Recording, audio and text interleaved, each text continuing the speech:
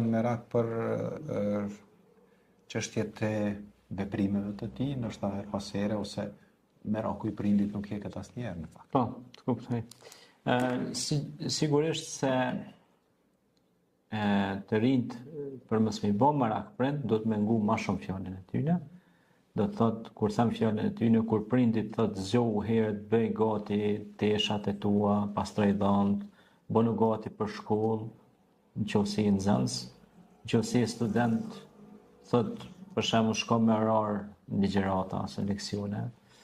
Nëse je të kryt në zanat, pa marrë parasysh shka, atëherë thot për shembull vazhdo të jesh më I disiplinuar me sipërmarrësin, dëgjosh këshillat e menaxherit, sepse nëse mendon që ti vetë din, atëherë bënu ti menaxher, bënu sipërmarrës, edhe merr krejt në kontroll asajde, nëse ki kaçik edhe përgatitje, se jo përgatitje mull karrike më najtje, jo, përgatitja do të thotë aftësitë e menaxhimit, aftësitë e sistemimit gjërave, pra sepse edhe Zoti thotë Kur'an walasër, pa shakuan, do thotë që ti mos ta humbësh kohën kot, për çka ka shkon çat vend.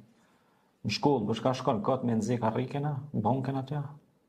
Shkollë mëson diçka aty pe librave, ose shkon në zanat atje për elektriqar ose për hidraulik, për ojësjell, s'ku di çfarë. Për gjitha këto e kanë atë peshën e vet, kështu që fjala e prindit shihet edhe tek Luqman Hakimi ku I thot djalit vet ja bunayya la tushrik billahi inna shirka la zulmun adhim, o djali jam mos I bë Zotit shok, ajo është padrejtësi e madhe, pra mos I bëj vetit padrejt. Po, të çështja e shirkut, mos I bë Zotit shok, aty do të thonë normal është fjala që Zoti është një.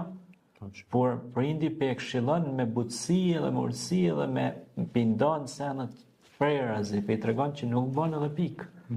E tash fjala e prindit ato pe bën djaloshin, pra djalin ti pe bën të suksesshëm. Prandaj fjalët e prindve neve